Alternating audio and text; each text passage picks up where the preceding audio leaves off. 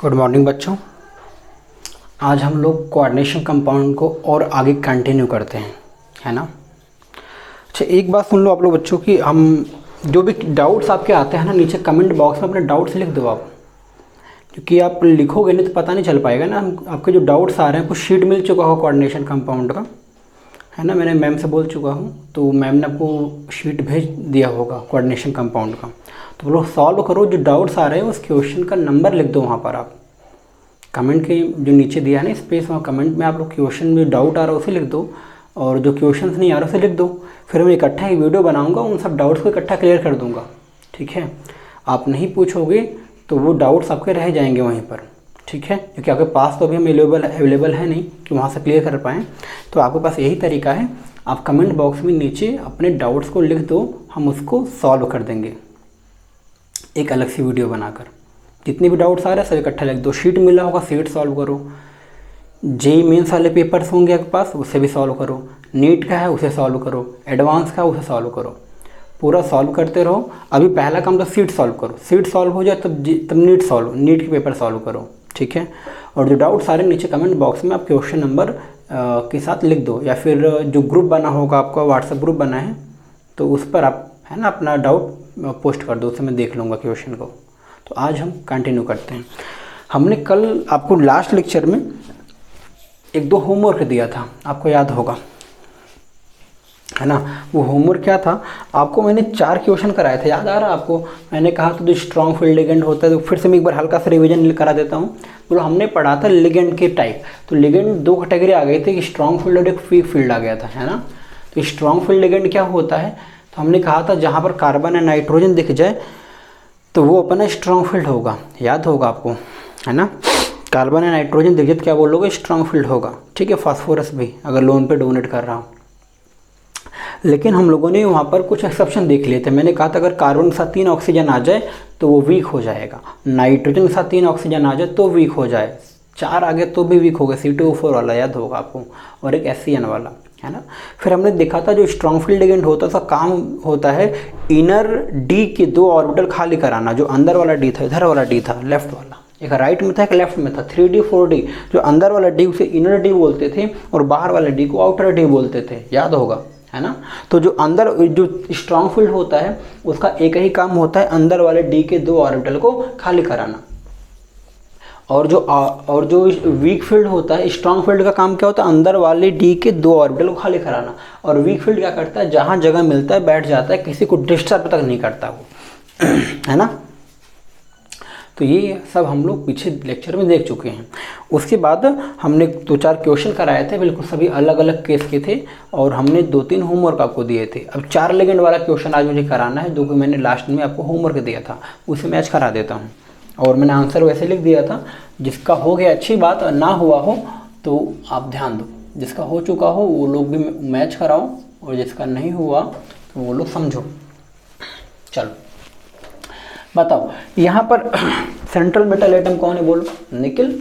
आपने पढ़ रखा है निकिल का एटॉमिक नंबर होता है 28, ये होमवर्क था ना, निकिल का होता है 28। तो बोलो इसका इलेक्ट्रॉनिक कॉन्फ़िगरेशन फटाक से बोल दो आप। हमने बोला था ना जब भी 3D की हो तो पहला नंबर बोलो यहाँ, दूसरा नंबर बोलो यहाँ। तो ये हो गया अपना इलेक्ट्रॉनिक कॉन्फ़िगरेशन, है ना। चलो अब बताओ इसका ऑक्सीडेशन नंबर निकालो। किसका ऑक्सीडेशन नंबर निकालते हो हमेशा, सेंट्रल मेटल एटम का, याद होगा, कई बार बात हो चुकी है। सेंट्रल मेटल एटम कौन है बोलो, निकिल है। तो निकिल का ऑक्सीडेशन नंबर बोलो, क्या बोलोगे यहाँ, X। क्लोरीन का क्या बोलोगे, -1, याद होगा ना, क्लोरीन का -1 होता है।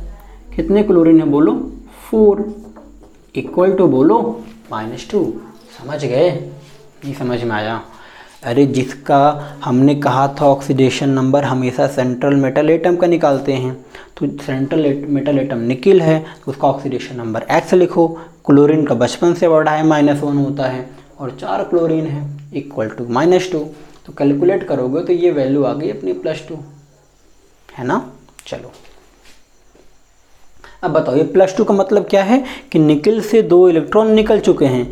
मैंने बताया था कि जो हम ऑक्सीडेशन नंबर निकालते हैं वो सेंट्रल मेटल एटम का निकलता है ना। सेंट्रल मेटल एटम यहाँ पर निकिल है, बोलो निकिल का ऑक्सीडेशन नंबर हो गया +2, तो इसका कॉन्फ़िगरेशन बोलो क्या हो गया, +2 मतलब 2 इलेक्ट्रॉन निकल गया। अब बोलो क्या बन गया ये, 4s0 3d8। ठीक, चलो समझो।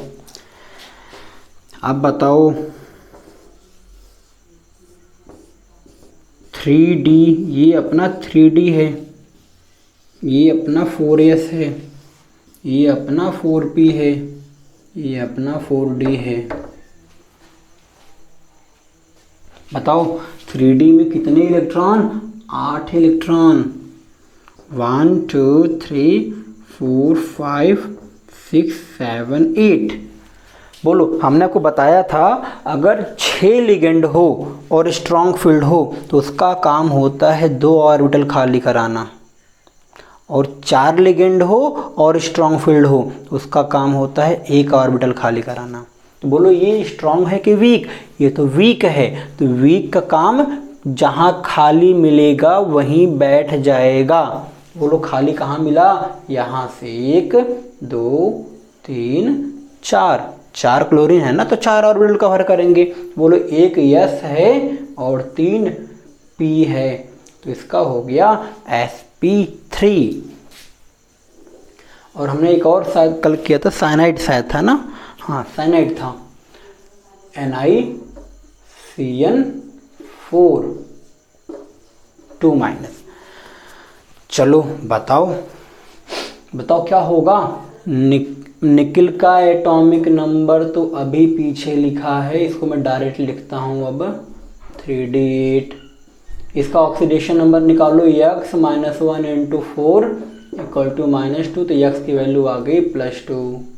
अब इसी इतना मैं इतना सेम है तो मैं लिख दे रहा हूँ, आप लोग समझ लो, वही है, बार बार नहीं बताना है। 4s0 3d8। अब बोलो यहाँ भी वही काम होगा।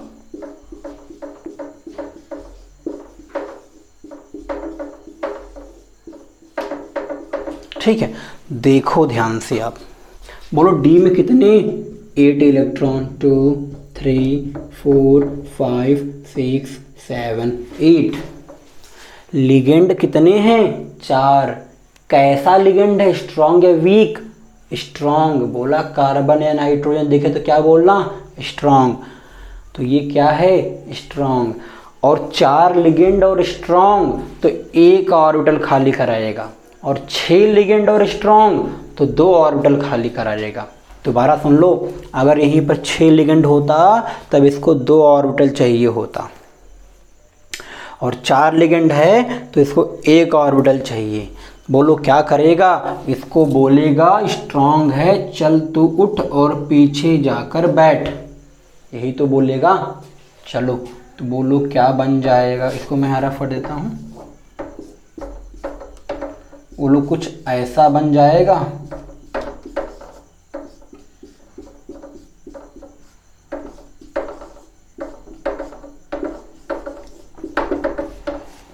बताओ आप कितने लिगेंड, 4, तो 1 2 3 4, ये अपना 3D, ये अपना 4s, ये अपना 4p। बोलो 3D डी में कितने हैं, 1, s में कितना है, 1, p में कितना है, 2, तो DsP2 होगा हाइब्रिडाइजेशन। समझ गए क्या, नहीं समझ में आया तो नोट कर लो, ये है अपने हाइब्रिडाइजेशन के क्वेश्चन। ठीक है, अब इस पर एक क्वेश्चन ITG एडवांस कोचिंग से पहले हम लोग कुछ और बातें कर लेते हैं, फिर एक एडवांस का आया हुआ क्वेश्चन करेंगे। ठीक है, आप लोग फटाफट नोट कर लो, आप पॉज करो और नोट कर लो, मैं रफ करता हूँ, आप पॉज करके नोट कर लो।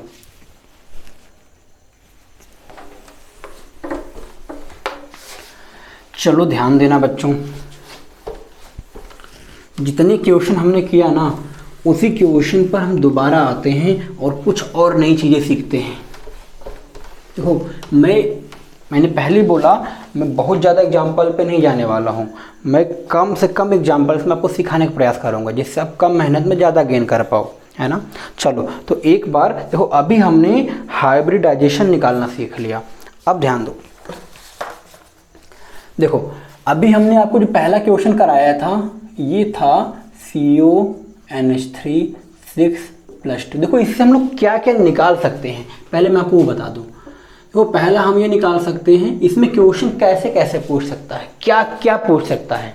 पहला आपसे पूछ सकता था हाइब्रिडाइजेशन, जो कि मैंने करा दिया। दूसरा पूछ सकता आपसे पैरा और डायामैग्नेटिक नेचर के बारे में, मतलब कॉम्प्लेक्स का नेचर के बारे में पूछ सकता है ना। तो हमने ये आपको करा दिया, सॉरी नहीं कराया, कराना है, पैरा और डायामैग्नेटिक नेचर। तीसरा आपसे पूछ सकता है मैग्नेटिक मोमेंट,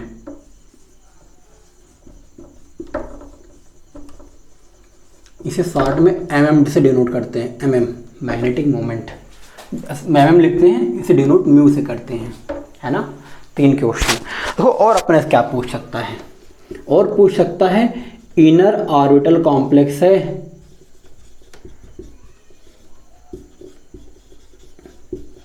या आउटर ऑर्बिटल कॉम्प्लेक्स है।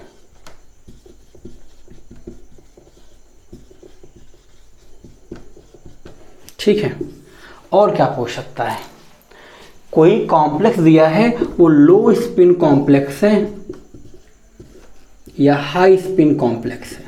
तो क्वेश्चन बातें तो उतनी ही है, बस घुमा घुमा के पूछता रहेगा डराने के लिए, और कुछ नहीं है।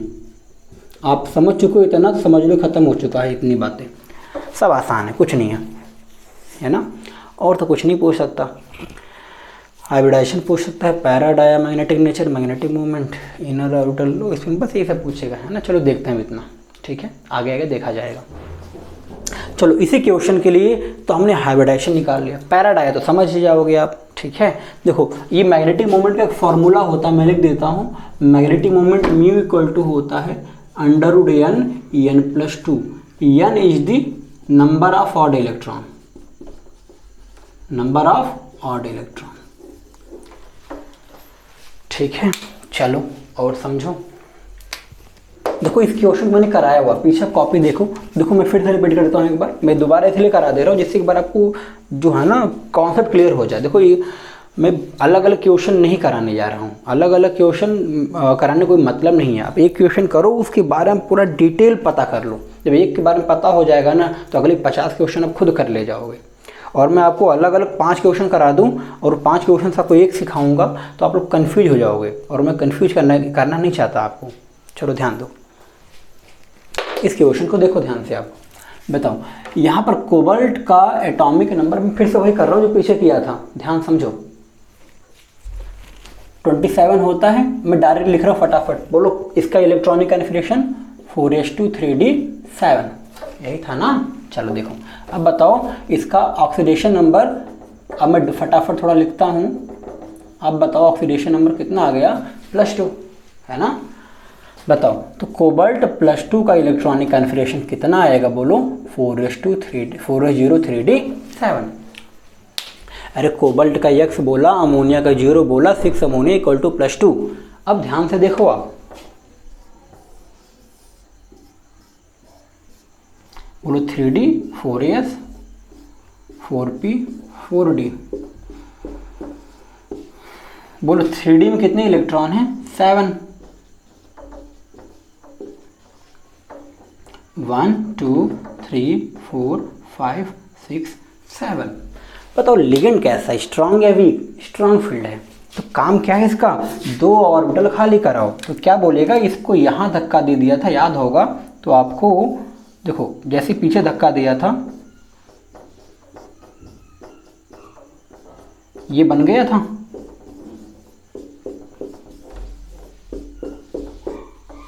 है ना। अब बोलो स्ट्रॉन्ग फील्ड काम कितना, 2 ऑर्बिटल खाली कराना, और खाली कितना हुआ, 1। बस एक इलेक्ट्रॉन परेशान कर रहा, तो मैंने कहा था इसको उठाकर यहां फेंक देगा। आपको ये सब याद होगा।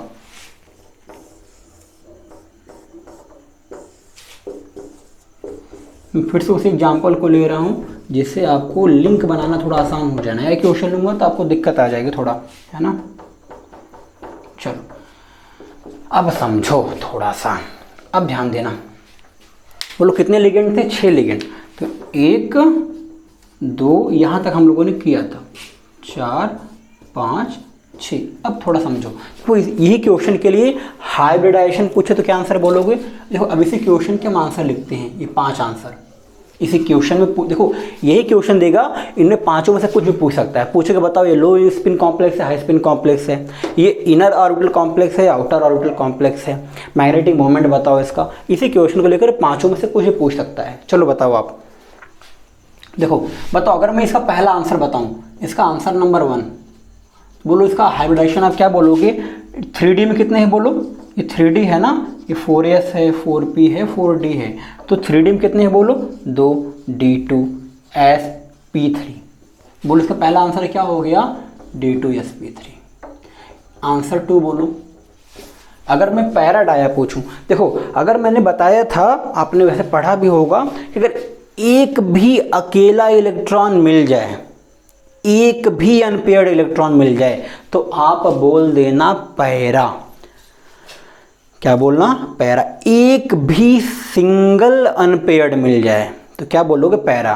देखो जैसे अगर मैं बोलूं, देखो यहाँ पर 3 पेयर्ड है, 1 पेयर्ड है, 2 पेयर, 3 पेयर, बस ये अकेला अकेला था जो अनपेयर्ड था, एक भी अकेला इलेक्ट्रॉन मिल गया तो अब सीधा बोलना पैरा। और अगर सब के सब पेयर्ड हो गए, अगर मान लो ये भी पेयर्ड होता, तब बोलते हैं डाया। क्या बोलते हैं? डाया। सब पेयर होगा तभी डाया। डाया का एक ही कंडीशन, देखो यहाँ पर अगर मान लो 10 इलेक्ट्रॉन पेयर्ड हैं, बस एक अनपेयर्ड है, तो भी आप बोलोगे पैरा।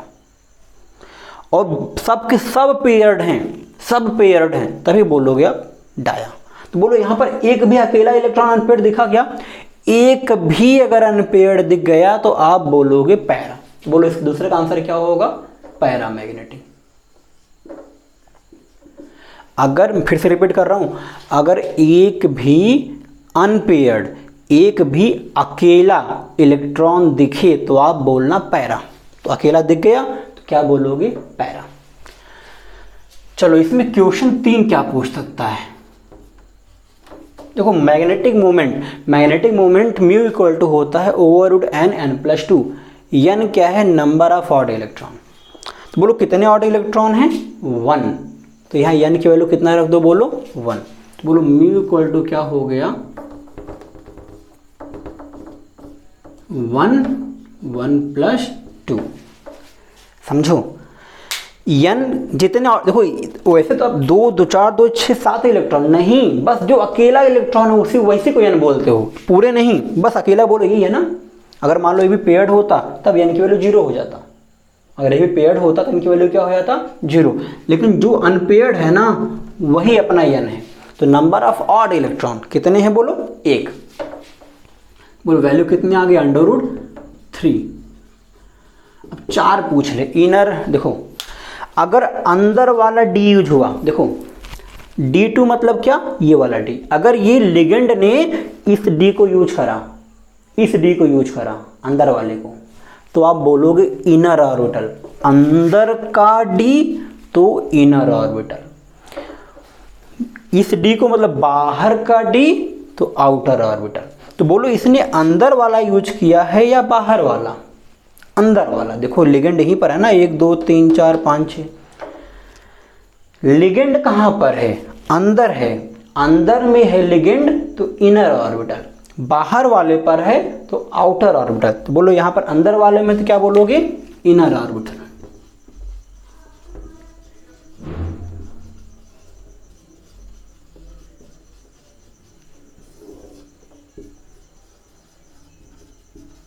चलो ध्यान देना, तो अंदर का d तो इनर ऑर्बिटल, और अंदर का d है तो इनर भी बोलोगे और उसको लो स्पिन भी बोल सकते हो। इनर बोलो, अंदर वाले d अगर यूज किया गया तो इनर भी बोल सकते हो और उसी को लो स्पिन बोल सकते हो, और आउटर d वाले को बोल सकते हो हाई स्पिन। तो बोलो ये इनर क्या बोल सकते हो? ये लो स्पिन कॉम्प्लेक्स है। समझ नहीं पाए? चलो दोबारा समझो। देखो आपने हाइब्रिडाइजेशन तो निकाल लिया, इतने में तो कोई डाउट नहीं होगा। चलो अब बताओ, देखो अब ये इनर डी है, ये आउटर डी है। अगर लिगेंड ने अंदर वाले डी को कवर किया तो इसको बोलोगे इनर ऑर्बिटल कॉम्प्लेक्स। तो बोलो इस क्वेश्चन में अंदर वाला तो यूज हुआ, तो क्या बोलोगे इनर ऑर्बिटल कॉम्प्लेक्स। और इनर ऑर्बिटल कॉम्प्लेक्स का ऐसा समझ लो कि इसी का दूसरा नाम है लो स्पिन कॉम्प्लेक्स।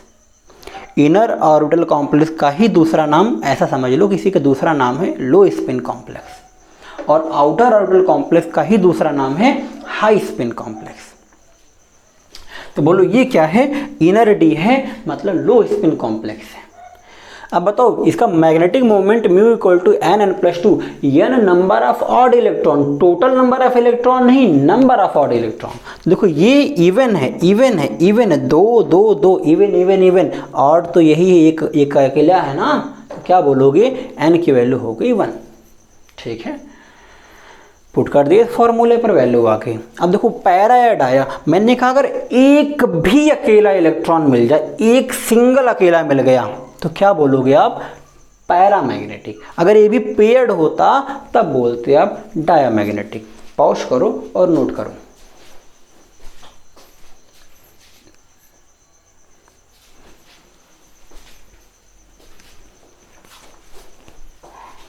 ठीक है, अब पॉज करके नोट कर लो।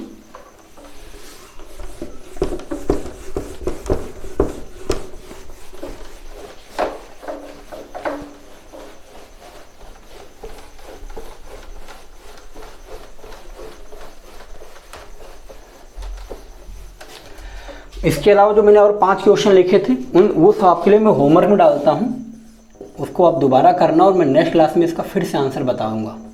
बाकी जो 5 क्वेश्चन पूछा था ना, सबका सब आंसर इस बार देना है। पिछले बार केवल हाइब्रिडाइजेशन निकाला था, इस बार 5 आंसर देना है आपको।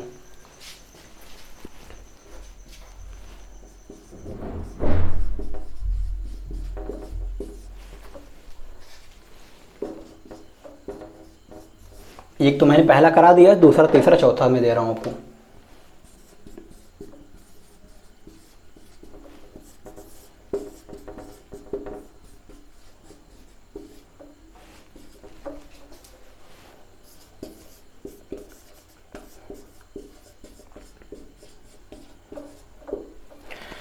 तो देखो आपके लिए मैंने क्वेश्चन 1 कर दिया है, मैंने 1 को सॉल्व कर दिया है। आपको 2 से लेकर 6 तक के लिए बिल्कुल 5 जो मैंने जैसे पहला क्वेश्चन के लिए जो मैंने किया, आपको इनके लिए वो सब का सब करके आंसर देना है। मैं नेक्स्ट क्लास में इसका आंसर बताऊंगा। तो आज की क्लास यही समाप्त करते हैं। थैंक यू बच्चों।